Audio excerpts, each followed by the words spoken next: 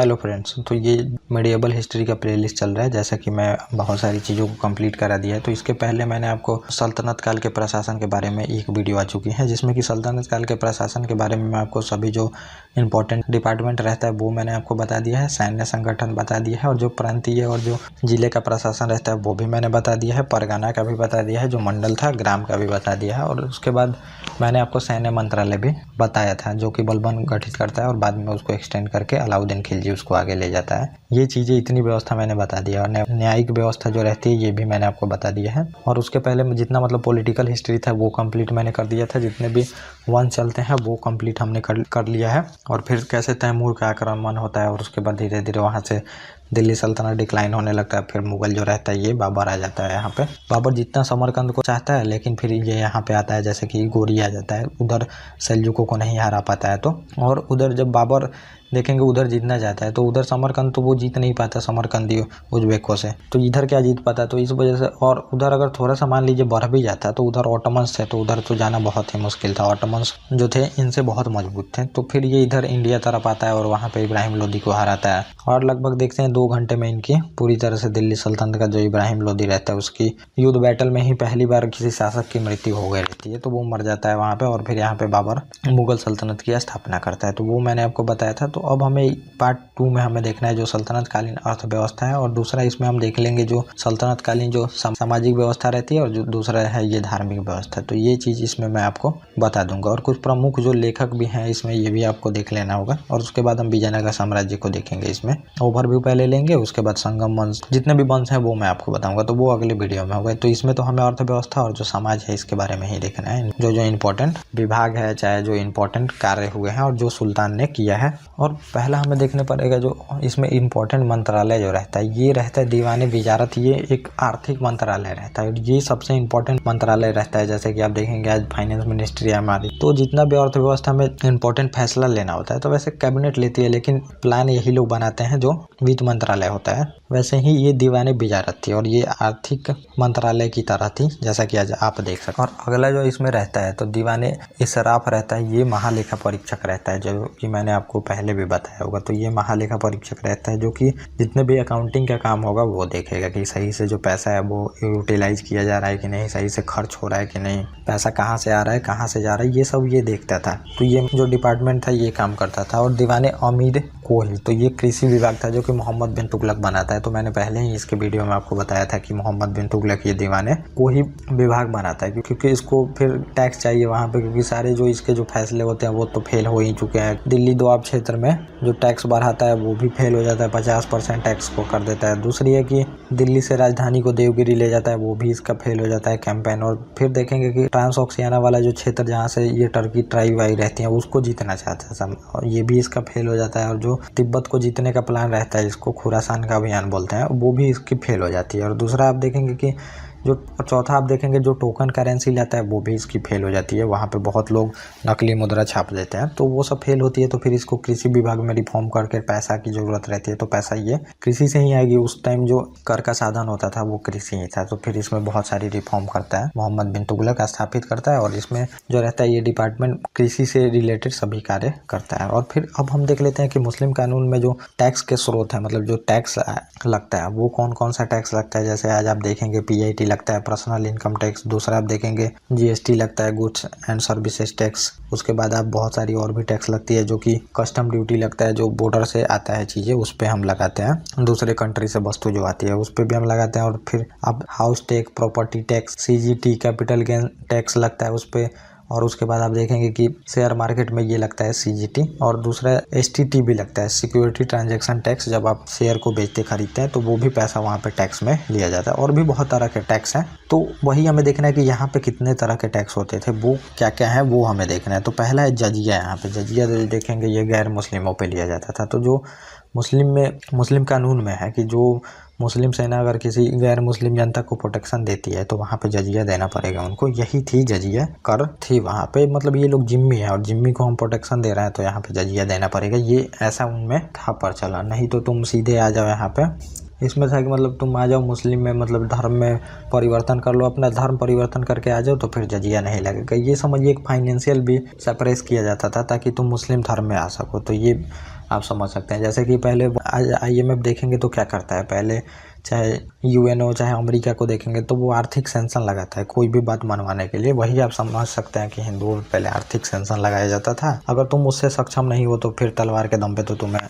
धर्म परिवर्तन वहाँ पे कराया ही जाएगा। और फिर इसका रेट भी हाई होता था, मतलब काफ़ी रेट ज़्यादा होता था। और उसके बाद ज़कात था, ज़कात केवल धनी मुसलमानों से लिया जाता था और ये 2.5% होता था। ये भी धार्मिक कर ही था, लेकिन इसका जो रेट था वो बहुत कम था और ये धनी जो मुस्लिम हो गए उनसे लिया जाता था। और ये एक था खराज। खराज जो आप देखेंगे ये समझिए टैक्स है, ये सबको देना पड़ेगा। और भू राजस्व का 1/3% मतलब 33% कर देना होता था, ये सभी देंगे। ये भू राजस्व कर और ये मेन कर था, आपको ये समझना होगा। और चौथा जो कर था आप देखेंगे खम्स था। और खम्स किसको दिया जाता था, लूट का हिस्सा था। तो 80% दे देते थे, ये सैनिकों में बांट दिया जाता था और जो 20% होता था ये सुल्तान रख लेता था। तो ये खम्स के तहत ही इतना बड़ा सैनिक लेके फिर ये लोग इकट्ठा करके आते हैं। उतना वहाँ पे सैनिक अभी थी नहीं जो आज आप देखते हैं सैनिक व्यवस्था, वैसी थी नहीं, लोग इकट्ठा होते थे खम्स के तहत। और जो दूसरा है कि धर्म के नाम पे, 2 नाम पे ये लोग इकट्ठा करते थे जो वहाँ के पॉलिटिकल लीडर होते थे।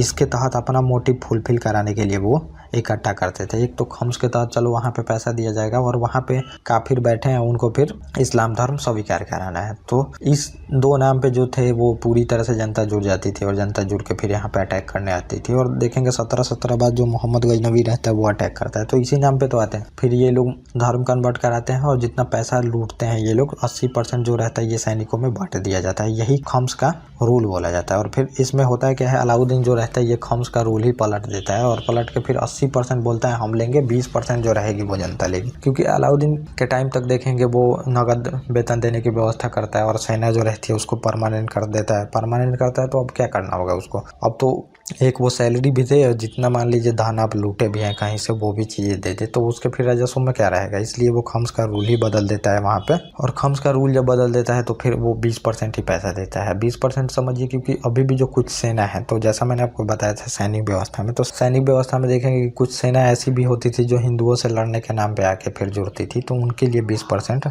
रख देता है, जो कि परमानेंट सैनिक नहीं है, लेकिन वो सैनिक हिंदुओं के से लड़ने के नाम पे, मतलब जो हिंदू राजा होते थे उनसे लड़ने के नाम पे इकट्ठा हो रही है, उनको 20% दे दो। और जो परमानेंट हमारे सैनिक है 80%, उनको हम कोई पैसा नहीं देंगे, सुल्तान ही है उतना पैसा रखेगा, वो बस सैलरी देगा सैनिकों को। ये व्यवस्था ये करता है, खम्स का रूल ही बदल देता है। और हर्बे सर्व रहता है, ये सिंचाई कर था। क्योंकि देखेंगे फिरोज शाह तुगलक आएगा तो नहर बनाना तो पहले से शुरू हो गया है, बहुत सारी नहरें बनाता है। और नहर बनाता है तो फिर ये सिंचाई के लिए ये क्या करता है, एक टैक्स लगा देता है। और ये लगभग 1/10 लगता था, ये सिंचाई कर था। जो नहर खुदवाया था उसके लिए ये पैसा लेता था। और व्यापारी कर भी लगता था। और व्यापारी कर मतलब कि अगर आप ट्रेड करते हैं तो पहले ज़्यादा ट्रेड था, प्रोडक्शन कम ही था, ट्रेड था, मतलब कि इस वस्तु को हम यहाँ पे खरीदे और दूसरे जगह पे ले जाके बेच दिए। तो ईस्ट इंडिया कंपनी जो आएगी तो आप देखेंगे वो ट्रेडिंग कंपनी ही रहती है, कोई चीज़ वो प्रोडक्शन थोड़ी कर दी। यहाँ से जैसे मसाला खरीद के फिर वो वेयर हाउस रहता है, जो कि आप देखेंगे बहुत जगह कोठी नाम सुनते होंगे कि जो ब्रिटिश रहते हैं वो पहली कोठी यहाँ पे बनाते थे, तो वो वेयर हाउस रहता है, मतलब जहाँ पे सामानों को रखा जाता है वो वेयर हाउस बनाते हैं। और क्या करते हैं, जो यहाँ के व्यापारी रहते हैं उनसे वस्तुओं को खरीद के उस वेयर हाउस में रखते हैं, वो उसको कोठी आप लोग बोलते हैं। तो कोठी में रख के फिर वहाँ पे जो नाव होता था उससे यूरोप में भेजा जाता था और यूरोप में फिर उसको ज़्यादा दामों पे बेचा जाता था। तो ये ट्रेडिंग कंपनी थी, ऐसा नहीं है कि कोई प्रोडक्शन करती थी। तो ये था यहाँ पे, तो ये व्यापारी कर लगता था, ट्रेड होता था उस पर। इस पे 2.5% मुस्लिमों को देना पड़ता था और जो गैर मुस्लिम है उसको 5% देना पड़ता था। तो फिर वही सब व्यवस्था हम धीरे धीरे इसको समाप्त किया। जब हमने अपना कॉन्स्टिट्यूशन लगाया तो कोई भेदभाव नहीं होगा, जितना टैक्स सब पे लगता है उतना ही टैक्स बाकियों पे भी लगेगा, मतलब मुस्लिम हो या हिंदू हो सबको बराबर टैक्स देना पड़ेगा, जो कि व्यवस्था पहले नहीं थी। तो पहले इतना लिबरल लोग थे भी नहीं, वो आपको समझनी पड़ेगी। और उतना नैतिकता वगैरह नहीं थी जितना कि आज आप देखते हैं। और अगला जो कर था ये घारी कर भी अथवा चराई कर भी था, चरी कर बोलते थे इसको। तो ये जो कर थी ये अलाउद्दीन शुरू करता है, ये मकानों और फिर चारागाह पे भी लगा देता है। तो अगर आप किसी लैंड पे, मतलब जो जानवर होते हैं उन पे, उस पे भी लगा देता है अगर आप उसको चराई के लिए ले जाते हैं। और दूसरी बात है मकान पे तो लगाता है, ये घारी कर इसका नाम है। तो जहाँ से पैसा आनी रहती है वहाँ पे अलाउद्दीन पैसा लगाता है, क्योंकि इसको पैसा की ज़रूरत थी। वहाँ पे इसको अपना जो साम्राज्य विस्तार करना ही था, साम्राज्य विस्तार के साथ विद्रोह उस टाइम बहुत हो रहे थे। और तीसरा आप देखेंगे कि जो मंगोल आक्रमण है वो भी अपने पीक पे था, तो इसको सैनिक स्ट्रेंथ बनाना था, जिसके लिए वो दाग प्रथा, हुलिया प्रथा शुरू करता है। सैनिकों की हुलिया लिख के रखा जाता है, दाग प्रथा, घोड़ों को दागा जाता है ताकि जो घोड़े हैं उनको, क्योंकि घोड़े में बहुत धांधली की जाती थी। जो इक़्तेदार है वो घोड़ा 7,000 है लेकिन दिखा 10,000 दिए किसी और इक़्तेदार से लेके, तो उसके लिए दाग प्रथा शुरू करता है। और इन सब की व्यवस्था के लिए उसको पैसे की ज़रूरत है, और पैसा के लिए फिर वो जहाँ जहाँ से टैक्स लगना था वहाँ लगाता है। खम्स का रूल भी वो बदल देता है। तो और अब हम देख लेते हैं अर्थव्यवस्था में भूमि का प्रकार कैसा था। तो भूमि के प्रकार भी आपको देखना बहुत ही जरूरी है। टैक्स तो देख लिया कि इतने प्रकार के टैक्स लगते हैं, तो आज भी अगर इकोनॉमी सिस्टम आपको देखनी है तो यही सब चीज़ें देखेंगे। कौन सा मंत्रालय है यहाँ पे, टैक्स किस तरह के लगते हैं, कौन टैक्स वसूलता है, भूमि किस तरह की है। जैसे कि आज आप सरकारी भूमि भी देखेंगे, कुछ भूमि ऐसी है कि जो जमींदारों के पास होती है, उस पर जो गरीब किसान होते हैं आज भी देखते हैं वो काम करते हैं वहाँ पे। कुछ भूमि ऐसे भी होते हैं जो कि लोग सक्षम नहीं है अपना, मतलब वो बाहर रह रहे हैं, उसको पट्टे पे दे दिए। वो चीज़ें उस टाइम भी थी। तो ये हमें यही सब देखना होता है इकोनॉमिकली व्यवस्था में, किस तरह के फसल लगते थे, कहाँ से व्यापार होता था, कौन सा बंदरगाह इंपॉर्टेंट अभी है, कौन सा उस टाइम था, ये देखना होता है इकोनॉमिक व्यवस्था में। वही हम देख रहे हैं इसमें। तो पहला इसमें भूमि आप देखेंगे तो इक्ता भूमि थी, जो कि इसका प्रमुख होता था, इक़्तेदार होता था। ये भूमि का मालिक होता था इक़्तेदार, और इसको मुक्ता भी बोलते थे। तो इक़्तेदार को मैंने पहले ही बता दिया आपको कि नायब भी बोला जाता था, बली भी बोला जाता था, मुक्ति भी कहीं कहीं इक़्तेदार को बोला गया है। तो ये आपको समझना पड़ेगा। ये बलबन ने ख्वाजा नामक अधिकारी नियुक्त कर देता है, जो कि मुक्त या फिर बली के कार्यों की देखभाल करता है। तो इनके ऊपर भी मतलब इनके भी तो अकाउंटेबिलिटी निर्धारण होनी चाहिए। तो इसके लिए फिर ये जो ख्वाजा नामक अधिकारी होता था ये देखता था कि इक़्तेदार जो है ये कितना धांधली कर रहा है, और फिर ये सुल्तान को बताता था। और सुल्तान क्या करता था, जो इक्ता थी से लेके किसी और को भी दे देता था। और फिर अगला जो भूमि थी, और इक़्तेदार के बारे में मैंने आपको पिछली वीडियो में बताया, तो उसमें आपको देखना पड़ता था। इनको कुछ सैनिक मेंटेन करना होता था, और कुछ टैक्स भी लेते थे और सैनिकों को देते थे, और जो बचता था वो दे दिया जाता था वहाँ पे सुल्तान को। और इक़्तेदार मतलब पूरी तरह से आप समझिए खुद से ही टैक्स नहीं वसूलता था। जो वहाँ के शासक होते थे, जो रीजनल रूलर, उनसे संपर्क में रहता था, और टैक्स उन्हीं से वसूलवाता था। क्योंकि जो जनता है सीधे डायरेक्ट इनको टैक्स देने वाली नहीं है। जो मुस्लिम है, जनता पूरी तरह से इनको स्वीकार करने के लिए तैयार ही नहीं है। तो इसलिए क्या करेंगे कि ये जो रीजनल रूलर लोग रहते हैं उस टाइम के, उनसे पैसा वसूलवा के फिर सुल्तान को देते थे। और जो अगली भूमि आप देखेंगे इसमें, तो अगली भूमि थी ये खालसा भूमि बोलते थे। खालसा भूमि मतलब कि ये सीधे केंद्र के नियंत्रण में होती थी, और यहाँ जो मतलब कि वसूल करता था, और इसके अधिकारी का नाम था, यहाँ के भूमि से जो कर वसूल करता था वो आमिल नाम का अधिकारी कर वसूल करता था। और ये मतलब खालसा भूमि सीधे जैसे सुल्तान के नियंत्रण में है, और फिर जैसे उसको सैलरी देनी है किसी को, तो वो सैलरी के जगह पे क्या करेगा कि यही खालसा भूमि को सैलरी के जगह पे दे देगा। क्योंकि उतना उस टाइम जो आप देखेंगे कि ये सैलरी दी जाती है पैसे में, वो पैसा वैसा उतना नहीं चलता था। उस टाइम इक्ता भूमि दे दी जाती थी। तो यही खालसा भूमि है जो वो बाद में इक्ता भूमि में चेंज हो जाती थी। और सबसे ज़्यादा आप देखेंगे खालसा भूमि को इकट्ठा करता है वो अलाउद्दीन खिलजी करता है। खालसा भूमि जितनी मतलब भूमि दान में दी गई रहती है, चाहे जो मान लीजिए सामाजिक कार्य के लिए भी दान में दी गई है, उन भूमियों को लेके फिर खालसा भूमि में चेंज करा देता है अलाउद्दीन खिलजी, और अपने पास ही रखता है उसको। फिर वहाँ पे एक तो खालसा भूमि कुछ जो सैनिक होते हैं उनको दिया जाता है, मतलब परमानेंट। अब जब मान लीजिए कि सैलरी देने की व्यवस्था की है, लेकिन पूरी तरह से सैलरी आप नहीं दे सकते, कुछ लोगों को वहाँ पे खालसा भूमि में से दी जाती थी, ये आपको पता होनी चाहिए। तो इसमें आपको ज़्यादा चीज़ नहीं समझना, बस सीधे समझना कि ये जो सुल्तान होता था, चाहे केंद्र जो है उसके नियंत्रण में ये रहती थी जो ये भूमि थी। और अगला जो भूमि उर्सी भूमि थी, और इस भूमि के जो मालिक होते थे ये तुर्की मुसलमान होते थे। उर्सी भूमि के जो सीधे मालिक होते थे ये तुर्की मुसलमान ही होते थे। इस पे हिंदुओं को मतलब जो हिंदुओं के अंडर में होती थी इस भूमि को उर्सी भूमि नहीं कह सकते आप। जो मुस्लिमों के नियंत्रण में है और वो जो तुर्की मुस्लिम के नियंत्रण में है उसको उर्सी भूमि कही जाएगी वहाँ पे। और इनाम व वक्त की भूमि थी, यह कर मुक्त भूमि होती थी, और इस पर वंशानुगत अधिकार भी होता था। तो इसको हेरोडेटरी भी बनाया जाता था। और मतलब जो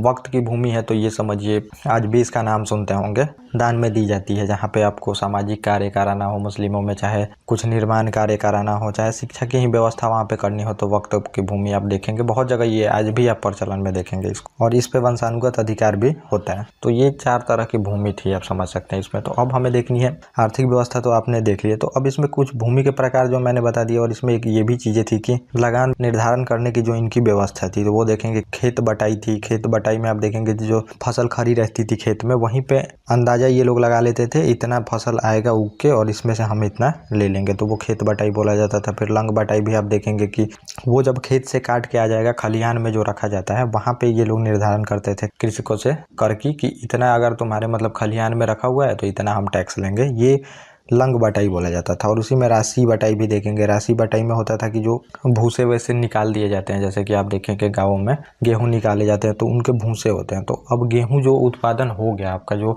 टोटल आपका आउटपुट आया है, उसमें से ये लोग टैक्स लेते थे, उसको राशि बटाई बोला जाता था। और मसाहत भी थी एक, इसमें होता था कि भूमि के माप के आधार पे ली जाती थी टैक्स, और इसको अलाउद्दीन खिलजी स्टार्ट किया रहता है। ये मसाहत रहता है और मुक्ताई भी एक रहता है, ये मिश्रित प्रणाली रहती है। इसमें क्या किया जाता है कि कर ठेकेदार पे लगा दिया जाता है, जैसा कि आप देखेंगे मतलब जो ज़मींदार होते हैं उस पे लगा दिया गया कर, तुम्हें इतनी देनी है, इतना तुम्हें ज़मीन दे दिया गया, तुम किसानों से उतना वसूल लो, तो उसको बोलते थे हम मुक्ताई। तो ये कुछ टैक्स लगाने की इनकी व्यवस्था थी, वो आप समझ सकते हैं यहाँ पे। तो ये मैंने बता दिया, और जजिया के बारे में बता दिया आपको, खम्स के तहत भी बता दिया। जजिया वही थी कि गैर मुस्लिमों से ली जाती थी। और जजिया शब्द का मतलब मीनिंग मैंने आपको बता ही दिया, जिम्मी होता है। जिम्मी मतलब कि जो मुस्लिम सैनिक जिसको सेवा देंगे, मतलब जो मुस्लिम नहीं है उसको अगर वो सेवा देते हैं तो उसको जिम्मी बोलते हैं, और उस पर ये जजिया कर लगाई जाती है। और पहले तो आप देखेंगे ब्राह्मण, स्त्री, वृद्ध, जो अपंग थे, बच्चे थे, दास थे, उनको तो इस कर से मुक्त रखा गया था। लेकिन बाद में जैसे जैसे इनको पैसा की जरूरत पड़ती है, ये उन लोगों पे भी जजिया लगा देते हैं। और आप देखेंगे कि जो फिरोज शाह तुगलक रहता है, वो पहली बार ब्राह्मणों पे भी जजिया कर लगाता है। जजिया एक प्रकार का मतलब विभेदी था, समझिए कि वो इक्वालिटी का कॉन्सेप्ट नहीं फॉलो करता था। आप अगर गैर मुस्लिम है तो आप पे ये कर लगाया जाता था। और ये सामान्यतः जो होता था कर लगता था 10%, 20%, 40% ऐसे कर लगता था ये। और सर्वप्रथम आप देखेंगे मध्यकालीन भारत में कश्मीर का जो राजा रहता है प्रसिद्ध, आप देखेंगे जैनुल आबदीन, वो सर्वप्रथम जजिया कर को हटा देता है। और बहमनी शासक अलाउद्दीन हसन बहमन शाह रहता है, वो भी जजिया कर को हटा देता है। और फिर बाद में आप देखेंगे कि मुगल जब आएगा अकबर, तो वो भी हटा देता है। लेकिन औरंगजेब जो रहता है ये पुनः जजिया कर को लागू कर देता है। और उत्तरवर्ती मुगल जो शासक रहता है जहांगीर शाह, वो फिर जजिया कर को बाद में हटा देता है। तो ये कुछ जजिया कर के बारे में था, तो वो आप समझ सकते हैं। और बहुत तरह के कर थे, लेकिन जो इंपॉर्टेंट थे वो मैंने आपको बता दिया। तो अब हमें देखनी है समाज के बारे में, इनकी दिल्ली सल्तनत का सामाजिक व्यवस्था कैसा था। तो इसमें जो सामाजिक व्यवस्था में आपको देखनी पड़ेगी कि सबसे इम्पोर्टेंट था ये दास प्रथा जो लेके आए थे ये लोग। तो दास बनाए जाते थे और दासों का व्यापार बहुत बड़े लेवल पे चलता था। और कुतुबुद्दीन ऐबक आप देख रहे हैं कि वो भी दास था, इल्तुतमिश भी दास था, बलबन भी इल्तुतमिश का दास था। तो ऐसे दास प्रथा बहुत ही ऊंचे लेवल पे चलती थी। और दास ऐसा नहीं है, दास आप देखेंगे कि सुल्तान तक बन जाते थे। तो सुल्तान भी बहुतों जगह आप देखेंगे कि दास को बनाया गया है यहाँ पे। जैसे इल्तुतमिश भी दासी था, कुतुबुद्दीन ऐबक दासी था, बलबन भी दासी था। तो दास का व्यापार काफ़ी चलता था वहाँ पे। तो ये दास प्रथा थी। और दास ऐसे होते थे कि वो अपने स्वामी के लिए जान भी देंगे। अगर स्वामी बोल दे, उसका जो खरीद के उसको रखा रहता है, तो उसको फिर वहाँ पे जान देनी है, वो जान देने से पीछे नहीं हटता है। अगर लेकिन उत्तम है तो आप देखेंगे कि कुतुबुद्दीन ऐबक इल्तुतमिश उत्तम रहता है तो उसकी शादी अपनी लड़की से करता है। तो वो ऐसा होते रहता था। अगर दास उत्तम है तो फिर उसको उसकी शादी तक कराई जाती है अपने घर में सुल्तान के। तो ये रहता है सिस्टम। दास व्यवस्था थी प्रचलन बहुत ज़्यादा। मिडिवल हिस्ट्री में आप देखेंगे दासों का व्यापार चला है। और स्त्रियों की जो दशा थी ये बहुत दयनीय थी। मिडिवल हिस्ट्री में तो बहुत दयनीय हो जाती है। स्त्रियाँ जो थी नृत्य, संगीत, चित्रकला आदि की शिक्षा प्राप्त करती थी। लेकिन ये समझिए कि निचली कास्ट की जो स्त्रियाँ होती थी उनको ज़्यादा इंडिपेंडेंट था जो कि उचले कास्ट की स्त्रियाँ होती थी इसमें, क्योंकि उनको हमेशा घूंघट में रहना, बाहर नहीं जाना। लेकिन जो निचली कास्ट की स्त्रियाँ होती थी वो समझिए खेत में भी काम करती थी, अपने जितने फैमिली मेम्बर हैं उनके साथ काम करती थी। लेकिन इन लोगों को बाहर जाना भी अलाउ नहीं होता था। काफ़ी लोग पर्दा प्रथा और गार्डन में रहते थे ये लोग। और शिक्षा जो थी तो ऊंचे कास्ट की ही जो स्त्रियाँ होती थी उनको शिक्षा मिलती थी। पूरे लोगों को शिक्षा यहाँ पे मिल नहीं पाती थी जो स्त्री होती थी।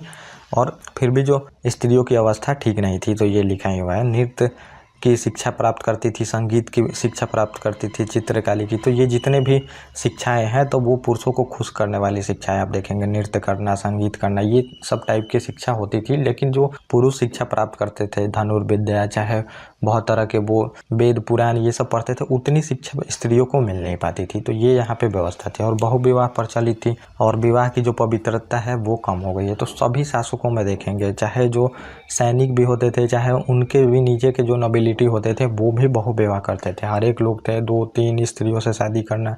राजाओं की तो 100-100, 150-150 स्त्रियाँ होती थी, दासियाँ होती थी।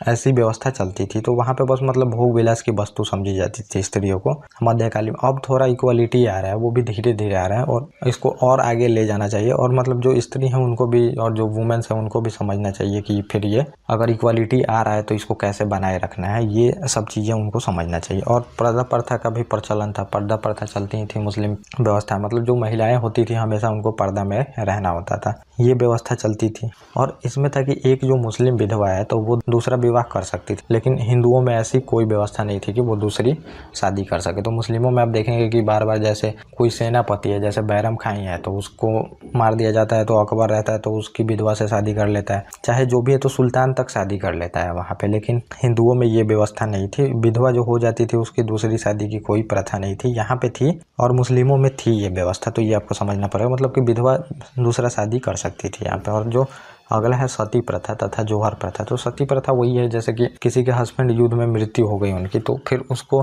उसी के चिता पे साथ में जला दिया जाता था। और जोहर जो प्रथा है तो ये स्वाभिमान के लिए कलेक्टिव जो मतलब वुमेन्स होती थी, जो स्त्रियां होती थी, वो साथ में जौहर प्रथा का पालन करती थी। अग्निकुंड जलाया जाता था और उसमें साथ में बहुत सारी स्त्रियां जौहर का पालन करती थी और अग्निकुंड में कूद के अपनी जान दे देती थी। क्योंकि देखेंगे मिडिएबल हिस्ट्री में आपको ऐसा लगता होगा कि ये सब बेवकूफ़ी है, चाहे प्रॉफिट लॉस ये सब सोचना, लेकिन मिडिएबल हिस्ट्री में सबसे ऊपर था वहाँ पे अपना इज्जत, अपना सम्मान, ये सब चीज़ें ज़्यादा थी। आज लोग अपना मतलब कोई भी फैसला सोचता है तो प्रॉफिट लॉस वहाँ पे देखेगा तब सोचेगा, लेकिन वहाँ पे ये सब कुछ नहीं थी। जान देना वहाँ पे स्वाभिमान का बात था और स्त्रियाँ भी जान देती थी, जो कि अभी के लेवल में मतलब बिल्कुल नहीं हो सकता, कोई भी नहीं कर सकता है। वो समझिए उनकी कितनी बहादुरी थी कि एक साथ 13-13 हज़ार लोग जौहर का पालन किए हैं, जौहर प्रथा का। क्योंकि फिर एक बार जब मान लीजिए कि जो सल्तनत है हार गया, वहाँ पे जो सैनिक होते थे उनका व्यवहार सबसे नीचे लेवल का व्यवहार होता था, स्त्रियों को दे दिया जाता था, सैनिकों को जाओ जो मन में आए करो। तो फिर उसके लिए ये सब चीज़ें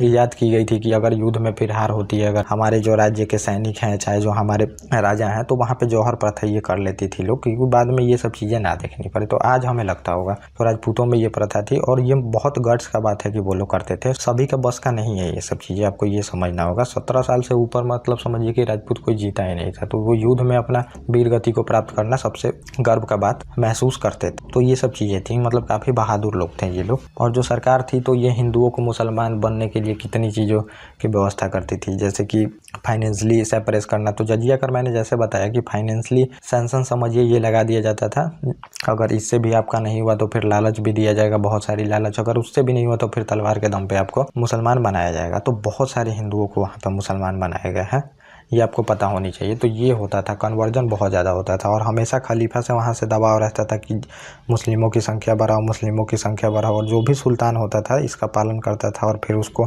संख्या बढ़ानी पड़ती थी। और अगला था जो फिरोज शाह तुगलक रहता है, तो ये फिर जजिया कर ब्राह्मणों पे लगा देता है। और फिर जो सिकंदर लोदी है हिंदुओं को दंडित करना शुरू करता है। तो लोदी मतलब बहुत ज़्यादा वहाँ पे दंड देते हैं लोगों को, जिससे और जो जनता रहती है वो भड़क जाती है और इसके बाद इनका शासन ही उखड़ जाता है, फिर बाबर वहाँ पे आ जाता है। और जो समझिए कि हिंदुओं पे बहुत ज़्यादा जाति यहाँ पे की गई है उस टाइम मिडिएबल हिस्ट्री में, और उसी के वजह से देखेंगे ये सबसे दुखी होकर जनता मतलब जनता पूरी तरह से आस ही छोड़ देती है, कुछ उनके पास आगे जीने का कोई सहारा नहीं रहता। फिर वहाँ पे देखेंगे भक्ति आंदोलन शुरू होता है, वो मैं आपको बताऊंगा जब भक्ति आंदोलन फिर से इनको जब जिंदगी जीने का आस जगाया जाता है वहाँ पे, क्योंकि कुछ भी इनको सामने दिखता ही नहीं है जिससे ये लोग, क्योंकि सभी राजा अपने अपने चक्कर में, जनता की कोई सोचता ही नहीं है, युद्ध में हमेशा लगे रहना, युद्ध जीतना, युद्ध से डिसाइड होना, वहाँ पे ज़िंदगी उनका मतलब जनता जो थी वो पूरी तरह से दुखी हो जाती है। तब वहाँ पे भक्ति मोमेंट शुरू होता है, वो मैं वहाँ पे आपको बताऊंगा कैसे कैसे भक्ति मोमेंट शुरू होता है। और जो आर्थिक संकट नहीं था फिर भी जो जनता थी उनकी दशा दासों से भी बदतर थी, आपको ये समझना पड़ेगा। अब आर्थिक आप समझ रहे हैं कि भारत पे बार बार आक्रमण हो रहा है क्योंकि यहाँ पे बहुत ज़्यादा पैसा था, और पैसा था फिर भी आप देख रहे हैं कि यहाँ की जनता इतना दुखी है, जनता के लिए उतनी व्यवस्था हो नहीं पाती। जैसे कि आप मानिए कि अब चाइना को बोला जाता है तुम्हारे पास तो बहुत संपत्ति है, 15 ट्रिलियन इकोनॉमी है, लेकिन जनता वहाँ पे बहुत गरीब है, ये आपको समझना पड़ेगा। तो अभी जो सरकार है तो उसका क्या काम है, सबसे ज़्यादा जो इंडस्ट्री है उसको बढ़ाना, सैनिक पे खर्च करना, युद्ध में हमेशा लगे रहना। तो चाइना युद्ध में तो सोचता ही है हमेशा लगे रहना, लेकिन अभी हो नहीं पा रहा, लेकिन युद्ध में वो लगेगा, आपको ये पता होनी चाहिए, आने वाले दिनों में युद्ध में वो लगेगा ही। तो ये रहती है। तो जितने भी शासक होते हैं पैसा तो बहुत रहता है, लेकिन वो सामाजिक कार्य पे, चाहे जो सोशली रिफॉर्म करना चाहिए वो नहीं करते हैं, लोगों की सेवा नहीं करते हैं, सोसाइटी के लिए काम नहीं करते हैं। वो बस हमेशा सैनिक स्ट्रेंथ बढ़ाओ, युद्ध करो, भोग विलास करो, अच्छी अच्छी स्त्रियों को बुलाओ, दासों को बुलाओ, डांसर को बुलाओ, दारू मंगाओ, मदिरा मंगाओ, जो भी चीज़ें हैं मंगाओ, भोग विलास करते थे। लेकिन जनता की जो स्थिति थी बहुत दयनीय थी। पैसा तो बहुत था भारत के पास, सबसे ज़्यादा उपजाऊ ज़मीन भी था गंगा यमुना वाला द्वाब, लेकिन फिर भी यहाँ पे भूखमरी फैलती थी। और जो हिंदू लोग होते थे तो ये वर्ण व्यवस्था का कठोरता से पालन करते थे। तो वर्ण व्यवस्था अभी देख रहे हैं एंसेंट इंडिया में, मैं आपको बताऊंगा कि वहाँ पे जो निचले कास्ट के होते थे तो उनकी परछाई से भी ऊंची कास्ट के लोग डरते थे। मतलब उनको मार्केट में जाना है तो ऊंचे कास्ट के जब भी लोग आएंगे तो मार्केट में पहले आके एक बता के जाएगा कि अब लोग आ रहे हैं ऊंचे कास्ट वाले, तो सभी उनको जो निचली कास्ट वाले होते थे उनको मार्केट से हटना पड़ता था, क्योंकि उनकी परछाई ना पड़ जाए इन पे। तो ऐसी व्यवस्था थी, मतलब बहुत ज़्यादा वहाँ पे भेदभाव होता था। वर्ण व्यवस्था बहुत कठोरता से पालन किया जाता था, आज भी किया जाता है। लेकिन बहुतों को लगता है कि मतलब रूरल एरिया जो बहुत बड़े मेगा सिटी हैं इसमें ये सब चीज़ें तो नहीं देखी जाती, लेकिन लोगों को फिर जो अमीर चाहे नेता लोग हैं तो उनको क्या लगता है कि ये सब चीज़ें ख़त्म हो गई है। लेकिन आप ग्राउंड लेवल पे जाइए, अभी जो पूर्णतः लोग कहाँ रहते हैं, इंडिया के गांव में रहते हैं। 70% के आसपास जो लोग हैं गांव में रहते हैं। तो आप गांव में जाके देखिएगा तो अभी भी वर्ण व्यवस्था को काफ़ी सख्ती से पालन किया जाता है। और लोग जो थे ये तंत्र मंत्र, चमत्कार आदि पे विश्वास करते थे।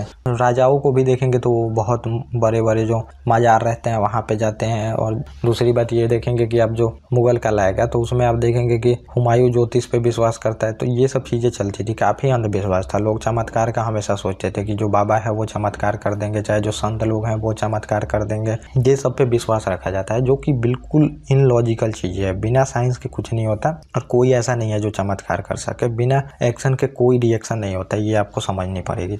और अभी भी बहुत सारे मतलब लोग जो गाँव में होते हैं जो कि अभी इलिटरेट हैं, मतलब उतनी शिक्षा नहीं मिली है, तो वो भी अभी चमत्कार पे ही भरोसा करते हैं। बहुतों जगह आप देखेंगे चमत्कार की वजह से लोगों की जान भी जाती है। वहाँ पे डॉक्टर से नहीं दिखाना, चमत्कार के चक्कर में लगे रहना। तो ये लोगों को समझना चाहिए, ऐसा कुछ नहीं होता, आप लोगों को समझना पड़ेगा ये। और कन्याओं का जन्म जब होता था तो ये अशुभ माना जाता था, कन्याओं के जन्म को अशुभ माना जाता था। मेडिएवल हिस्ट्री में जब कन्या जन्म लेती है तो अशुभ माना जाता है। और इसका आप देखेंगे वेदों में भी है कि पुत्रों के जन्म के लिए तो वहाँ पे श्लोक दिए गए हैं, लेकिन पुत्रियों के जन्म के लिए कोई श्लोक नहीं दिए गए। तो वो वहीं से ही समझिए कि ये व्यवस्था बनी आ रही है और फिर यहाँ पे आपको देखने को मिल रहा है। और उस समय जो भारत की मुख्य जनता थी तो कौन थी, हिंदू धर्म थे और मुस्लिम धर्म थे। वहाँ पर अभी कोई इतना धर्म आया नहीं है, बाद में सिख धर्म भी आएगा। तो इतने धर्म मतलब दो समझिए मेनली धर्म है। आज भी आप देखेंगे तो दो धर्म मेन है, बाकी धर्म भी है, बहुत सारे धर्म है इसमें, काफ़ी डाइवर्स हमारी कंट्री है। तो ये रहती है। और जो मुस्लिम जनता थी तो ये सल्तनत काल में ये देखेंगे सुन्नी मुस्लिम थे और ये काफ़ी मतलब कट्टर मुस्लिम थे। तो शुरू में ये लोग रहते हैं, लेकिन बाद में देखिएगा कि जब मुगल काल आएगा तो वहीं पे हिंदू मुस्लिम एक साथ बहुत सौहार्द से रहना शुरू कर देते हैं एक साथ। लेकिन शुरू में देखेंगे कोई भी आता है तो पब्लिक एक्सेप्ट नहीं करती है, लेकिन बाद में धीरे धीरे जब जनरेशन चेंज होगा तो वो एक्सेप्ट लोग करना सीख लेते हैं। तो अब ये हमारे देश के ही जनता है, तो फिर धीरे धीरे लोग एक्सेप्ट कर लेते हैं और साथ में फिर रहना, एक साथ बिजनेस करना, खाना पीना सब एक ही साथ चलता है। सबको एक त्यौहार में जाना, उसके त्यौहार में मुसलमानों के त्यौहार में हिंदुओं का जाना, हिंदुओं के त्यौहार में मुस्लिमों का जाना, ये सब चलने लगता है। तो देश मतलब सही रहता है, आपको ये पता होनी चाहिए। लोग हमेशा अच्छे से रहते हैं, लेकिन जो हमेशा जो पॉलिटिकल लीडर होता है वो अपने मोटिव को फुलफिल कराने के लिए वहाँ पे धर्म का इस्तेमाल किया जाता है। चाहे मुस्लिम पॉलिटिकल लीडर हो या फिर जो हिंदू पॉलिटिकल लीडर हो, तो वो आपको समझनी पड़ेगी। वहाँ पे वो अपने मोटिव को फुलफिल करने के लिए ये एक टूल बनाते हैं और टूल बना के फिर उपयोग किया जाता है वहाँ पे जनता। और होता क्या है, जो सूफी संत आते हैं उनको भी कई प्रकार का कष्ट सहना पड़ता है, क्योंकि वो क्या बोलते हैं हमेशा मतलब जो हिंदू मुस्लिम है वो एक साथ रहे, अच्छे से रहे। हमेशा जो मुस्लिम है ये कट्टरता का पालन ना करे।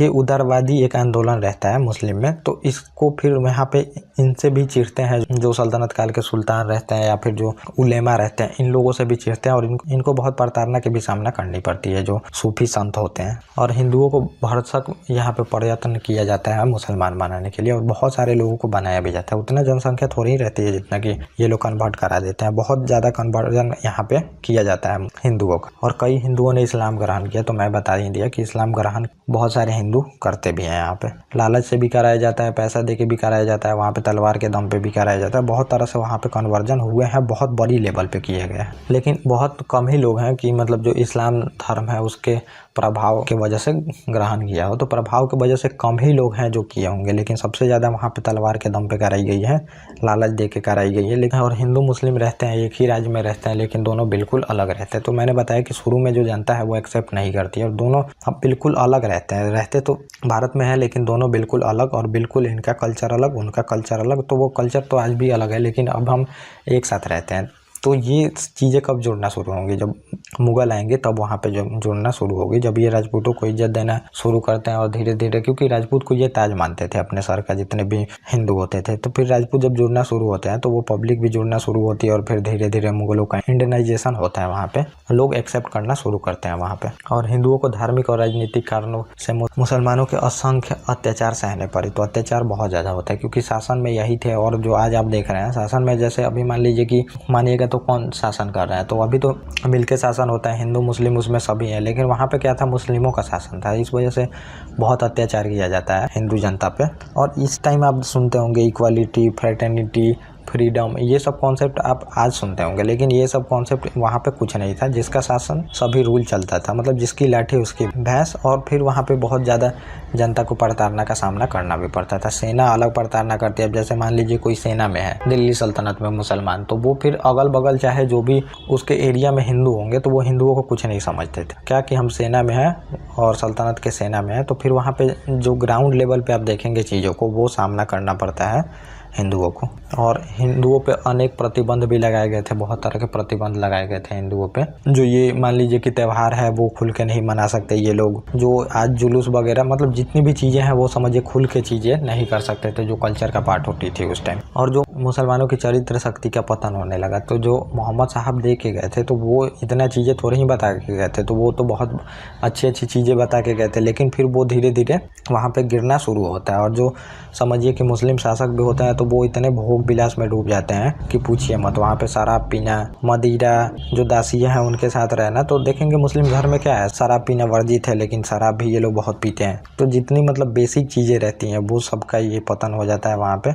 और फिर ये लोग मतलब पूरी तरह से इनके चीज़ों का पतन होता है। और जो मुसलमान रहते हैं ये परिश्रम से दूर भागने लगते हैं, ऐशो आराम की ज़िंदगी जीने लगते हैं। तो परिश्रम के वजह से ही ये रेड मारते थे, क्योंकि वहाँ पे जो थी वो व्यवस्था सही नहीं थी। तो वहाँ पे रेगिस्तान वाले इलाकों में थे, तो इनको ज़्यादा परिश्रम करना पड़ता था। और परिश्रमी थे ही कि छोटा छोटा सैनिक ला के फिर ये जीते जाते थे बहुत बड़े सैनिकों से। बहुत मेहनत भी करते थे। जैसे आज चीन को देखेंगे तो चीन को बहुत लोग बुराई करता है, लेकिन आपको ये भी समझना पड़ेगा चीन के लोग बहुत मेहनत करते हैं, तब जाके इतना ऊपर पहुँचे हैं। ऐसे बोलने से नहीं होता है कि चीन ये है वो है। तो वहाँ के लोग बहुत मेहनत किए हैं आज़ादी के बाद से, आपको ये बातें समझनी पड़ेगी। और इसी वजह से इतनी वो ग्रोथ कर पाए। हम बस बातें करते हैं, काम नहीं करते हैं। वो काम करते हैं, बातें नहीं करते हैं। ये आपको समझनी पड़ेगी चीज़ों। और डेमोक्रेसी में समझिए कि ग्रोथ धीरे धीरे ही होता है। आज अमेरिका आप देखेंगे ग्लोबल पावर है, तो उसको आज ग्लोबल पावर बनने में इतना 300 साढ़े 300 साल से ऊपर लगा है। लेकिन चाइना आप देख रहे हैं 70 साल में टैकल करने जा रहा है सभी चीज़ों को। तो ये बातें समझनी पड़ेगी, क्योंकि वहाँ भी डेमोक्रेसी है। तो डेमोक्रेसी में जो होता है वो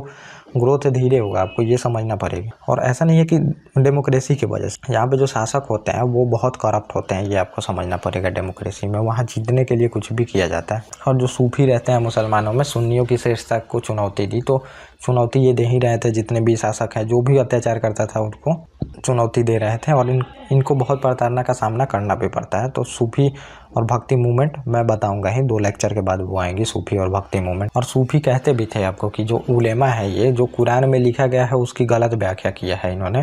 और गलत व्याख्या के वजह से ही जो जनता है वो जुड़ नहीं पा रही है और जनता पे अत्याचार किया जा रहा है। तो ये सभी लोग जानते हैं कि जो पॉलिटिकल लीडर, जो उलेमा रहते हैं, ये जो कुरान में लिखी गई है उन चीज़ों का गलत तरीके से व्याख्या करते हैं। और व्याख्या करके फिर वहाँ पे अपने मोटिव को फुलफिल करने के लिए वैसी चीज़ें बताते हैं जिससे जनता ना जुड़े, जनता पे अत्याचार हो अपना मोटिव उनका फुलफिल होना चाहिए, ये व्यवस्था ये लोग करते हैं। तो ये मैंने कुछ समाज बता दिया। और अब थोड़ा सा हम इसमें देख लेते हैं साहित्य। तो साहित्य और जो कल्चर और जो आर्ट वाला चीज़ है तो वो तो अलग से मैं बताऊंगा, लेकिन थोड़ा सा आपको ये बुक याद रहनी चाहिए, ये क्वेश्चन में आते रहता है, जो कि बार बार क्वेश्चन रिपीट इससे होते हैं, तो ये आपको थोड़ा सा याद रहना चाहिए। तो पहला है चचनामा जो रहता है, ये अली अहमद द्वारा लिखा गया है और इससे हमें अरबों के आक्रमण के बारे में पता चलती है। तो अरब जो पहला आक्रमण करते हैं, उसके बाद तुर्क इन्वेजन होता है, मोहम्मद गजनवी और मोहम्मद गोरी करते हैं। तो उसके बारे में नहीं, हमें अरब जो आक्रमण होता है मोहम्मद बिन कासिम का, उसके बारे में हमें पता चलती है इस चचनामा जो पुस्तक है, अली अहमद द्वारा ये लिखी गई है पुस्तक। और दूसरा पुस्तक आप देखेंगे तारीख सिंध या फिर तारीख मासूमी है पुस्तक, ये लेखक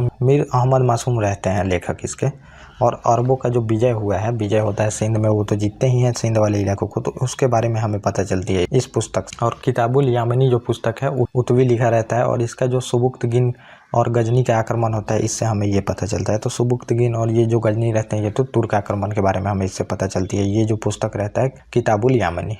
और अगला जो पुस्तक है तबकाते नासिरी और मिनाजुद्दीन जो सिराज रहते हैं, ये पुस्तक को लिखे हैं और इससे हमें पता चलती है कि जो मोहम्मद गोरी आक्रमण करता है उसके इतिहास के बारे में हमें पता चलता है। इलवरी वंश के बारे में भी पता चलती है, जो इनका वंश रहता है। और अगला जो पुस्तक है तारीख फिरोजशाही है, जियाउद्दीन बर्ड ने लिखा है इसको और इससे हमें पता चलती है जो बलबन का राज्याभिषेक होता है उससे लेके जो फिरोज शाह तुगलक का शासनकाल रहता है, वहाँ तक का इतिहास हमें इस बुक से पता चलती है। तारीख फिरोजशाही बर्नी द्वारा लिखी गई है ये पुस्तक, तो इससे हमें इतना इतिहास के बारे में पता चलता है। कि किताबुल रहला पुस्तक रहती है, अरबी भाषा इब्न बतूता की यात्रिक वृत्तांत इसमें दिया गया है। और इस पुस्तक में मतलब समझिए कि जो 1333 से 1342 तक का भारत की जो राजनीति स्थिति रहती है, सामाजिक, इन सब के बारे में बताया गया है। इब्न बतूता को मोहम्मद बिन तुगलक जो रहता है ये काजी नियुक्त करता है और बाद में इसको देखेंगे क्या 1342 में इसको राजदूत बना के चीन में भेज देता है, तो वो मैंने ऊपर आपको बताए हैं। और तारीखें जो फिरोजशाही रहती है, ये शमसेसी राज्य जो अफीम रहते हैं ये लिखे रहते हैं।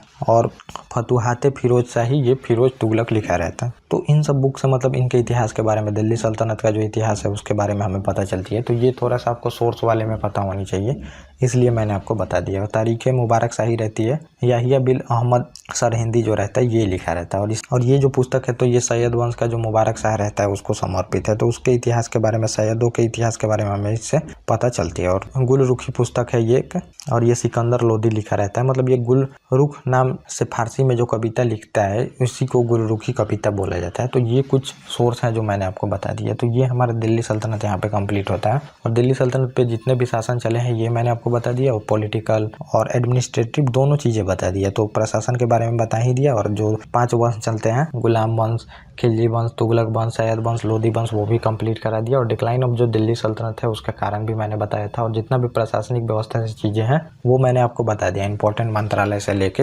आर्थिक व्यवस्था, सामाजिक व्यवस्था, टोटल। लेकिन आर्ट एंड कल्चर वाला जो पार्ट है तो वो मैं अलग से कराऊंगा, ये पहले भी मैं आपको बताया हूँ। तो आर्ट एंड कल्चर जो है ये बिल्कुल अलग से आएगा, लेकिन आर्ट एंड कल्चर में कुछ जो इंपॉर्टेंट चीज़ें हैं जो कि पीसीएस वाले नहीं देखना चाहते हैं, तो वो इंपॉर्टेंट चीज़ मैं डाल ही देता हूँ आर्ट एंड कल्चर वाला। तो उसमें आपको नहीं सोचनी है, आर्ट एंड कल्चर भी यहाँ पे लगभग कंप्लीट हो जा रहा है पीसीएस के लिए।